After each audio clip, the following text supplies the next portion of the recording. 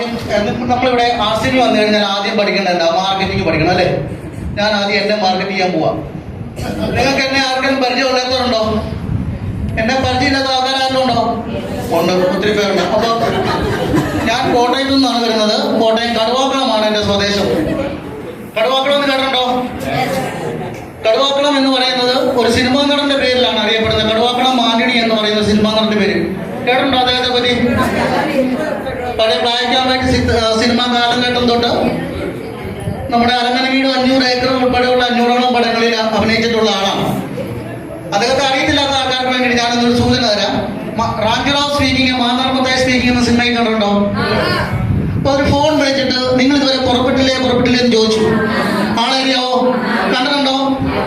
ആ ആളാണ് കടുവാക്കുളം ആണി. അപ്പൊ ഞാൻ എന്റെ സ്ഥലം മാർക്കറ്റ് ചെയ്തു അല്ലേ? ശരിയല്ലേ? പിന്നെ നിങ്ങൾ കടുവാക്കുളം മറക്കുവോ? ഇപ്പൊ കടുവാക്കുളം ആണിനെ മറക്കത്തില്ല, എന്നെ മറക്കത്തില്ല. അപ്പൊ കടുവാക്കുളത്ത് ഇങ്ങനെ ഒരു ടീമുണ്ട്. അപ്പൊ ഞങ്ങളുടെ ടീമിനെ മറക്കുകയില്ല അല്ലേ? എനിക്ക് ആശയം പകർന്നു തന്നത് ഈ ജോസാറാണ്. ജോസാർ എന്റെ വീട്ടിൽ വന്നു. വീട്ടിൽ വന്നിട്ട് എന്നോട് പറഞ്ഞു, ബിനു ഞാൻ വീട്ടിലുണ്ടെന്ന് പറഞ്ഞു. ഞാൻ പറഞ്ഞു, ജോസേട്ട സന്തോഷം. ഞാൻ പള്ളിയിലൊരു മീറ്റിംഗിലായിരുന്നു. അപ്പൊ ഒരു 7 മണിയായിട്ട് വന്നു. എനിക്ക് 8 മണിക്ക് പള്ളിയിലൊരു മീറ്റിംഗ് ഉണ്ട്. 8 മണി എന്ന് 8:30 കഴിയുമ്പോൾ തീരും. 7:30 തുടങ്ങുന്ന 8:30 ആകുമ്പോൾ തീരും. ഞാൻ 8:30 കഴിഞ്ഞു. 9:30 ആയി. 9:30 ആയപ്പോൾ എനിക്ക് പോയി കാണുന്നു പറഞ്ഞ് വീട്ടിൽ ചെന്നപ്പോൾ അവരവിടെ ഇരിപ്പുണ്ട്.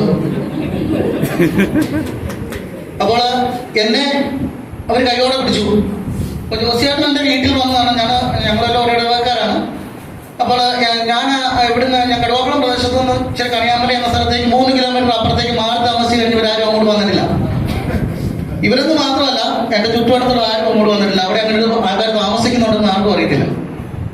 ഇവര് വന്ന് അവിടെ ഇരുന്നു. എന്നെ കൈയോടെ പിടിച്ചു. ജോസിയേട്ടൻ വന്ന സന്തോഷിച്ച് കുറച്ച് സാധനങ്ങൾ എടുത്തു. ഇവര് പോകുന്നെങ്കിൽ പൊക്കോട്ടെ എന്ന് പറഞ്ഞ കുറച്ച് സാധനങ്ങൾ എടുത്ത് അവരെ സന്തോഷിപ്പിക്കാൻ വേണ്ടി എടുത്താ. പിറ്റേ ദിവസം ജോസിയേട്ടനെ വിളിച്ചിട്ട് പറഞ്ഞു, ബിനു ശകല സാധനം കൂടി എടുക്കുവാണെങ്കിൽ നല്ല വിലക്കുറവ് സാധനം കിട്ടും. അതുപോലെ തന്നെ ഒരു ID കിട്ടും. ID വഴി എത്ര കാലം വേണേലും നമുക്ക് ഡിസ്കൗണ്ട് റേറ്റ് പർച്ചേസ് ചെയ്യാന്ന് പറഞ്ഞു. എന്നാൽ ജോസിയേട്ടാ എത്ര രൂപയുടെ സാധനം കൂടെ വേണം, അത്രയും കൂടെ സാധനം എടുത്തു. ഞാൻ പൈസ ഒന്നും കൊടുത്തിട്ടില്ല. എടുത്തോളാൻ പറഞ്ഞു, ബില്ലടിച്ചോളാൻ പറഞ്ഞു. പൈസ ഒപ്പിച്ച് കൊണ്ട് കൊടുത്തു. എനിക്ക് ബില്ലടിച്ചു. എന്നോട് പറഞ്ഞു ഒരു ഫോട്ടോ വേണം. എന്റെ ഫോട്ടോ എല്ലാവർക്കും കൊടുക്കാൻ പറ്റിയ ഫോട്ടോയാണ്. ഞാനതുകൊണ്ട് കൊടുക്കാൻ തയ്യാറായി. ജോസിയേട്ടൻ എന്നെ അറിയാവുന്ന ജോസിയേട്ടൻ കാണാനല്ലേ കൊടുത്തേ. ജോസിയേട്ടൻ ഒരു ഫോട്ടോ കൊടുത്തു. അപ്പോൾ ബാങ്ക് പാസ്ബുക്ക് വേണമെന്ന് പറഞ്ഞു. എന്നോട് പാസ്ബുക്ക് മേടിച്ചിട്ട് ഞാൻ ലോൺ എടുത്ത് മാത്രമേ എന്നോട് പാസ്ബുക്കിന്റെ പേര് ചോദിച്ചിട്ടുള്ളൂ. ജോസിയേട്ടനോട് ബാങ്കിന്റെ പേര് ചോദിച്ചു. ഞാൻ ജോസിയേട്ടന് കൊടുത്തു. എല്ലാ ഫോട്ടോ എടുത്ത് അയച്ചു കൊടുത്തു. എന്റെ വാലറ്റ് കൊടുത്തു. എന്റെ ഭാര്യയുടെ പേര്, നോമിനിയുടെ പേര് വേണമെന്ന് പറഞ്ഞു. കൊടുത്തു. അവരുടെ വയസ്സ് കളിപ്പിക്കുന്ന സർട്ടിഫിക്കറ്റ് വേണം, ജനനത്തീയതി വേണമെന്ന് പറഞ്ഞു. അതും കൊടുത്തു. എല്ലാം കൊടുത്തു. ഞാൻ അങ്ങനെ ID എടുത്തു. ID എടുത്തു കഴിയുമ്പോൾ തന്നെ എല്ലാ മാസവും ആയിരിക്കും സുരാജ് സാറ് വിളിക്കും. അദ്ദേഹത്തിന്റെ പേരിലാണ് കടുവാക്കുളം ഇത്രയും നാളും ആർസിഎം നിങ്ങളുടെ ഈ പ്രദേശത്തേക്ക് അറിഞ്ഞുകൊണ്ടിരുന്നത്. ഞാൻ അദ്ദേഹത്തോടൊപ്പം എന്നെ കൂടെ മാർക്കറ്റ് ചെയ്യും കേട്ടോ. ഇപ്പൊ കൂടുതൽ ആവശ്യമുള്ള ആൾക്കാർ എല്ലാത്തിനും ഏറ്റവും കൂടുതൽ ആവശ്യമുള്ള എണ്ണയ്ക്കല്ലേ ഏറ്റവും കൂടുതൽ ആവശ്യം. നമുക്ക് നോക്കട്ടെ, ഞങ്ങളുടെ ആരൊക്കെ കൂടുതൽ ഏറ്റവും ആവശ്യം എന്നെ ആണോ സുരാജ് സാറിനെ ആണോ നോക്കട്ടെ. ഞാൻ തമാശക്ക് പറഞ്ഞു കേട്ടോ. സുരാജ് സാറോട് എനിക്ക് തമാശ പറയാനുള്ള സ്വാതന്ത്ര്യം അദ്ദേഹം തന്നിട്ടുണ്ടെന്നുള്ളൊരു വിശ്വാസത്തിന്റെ പുറത്ത് പറയുന്നതാണ്. അല്ലെങ്കിൽ അതില്ലെന്ന് പറയുന്നത് അതുവരെ ഞാൻ പറയും.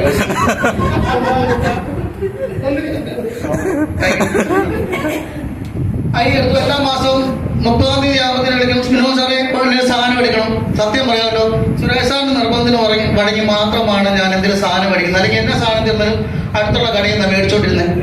അപ്പൊ അങ്ങനെ എല്ലാ മാസവും വിളിച്ച് പറയും കുറച്ച് സാധനം മേടിക്കും. അപ്പൊ ഞാൻ എന്റെ വൈഫിനോട് പറയും, എടി സുരാജ് പറയുന്നതല്ല എന്തെങ്കിലും സാധനം മേടിച്ച് പോയി എന്ന് പറഞ്ഞ് ബാക്കിയുള്ള കടകളിൽ വിടും.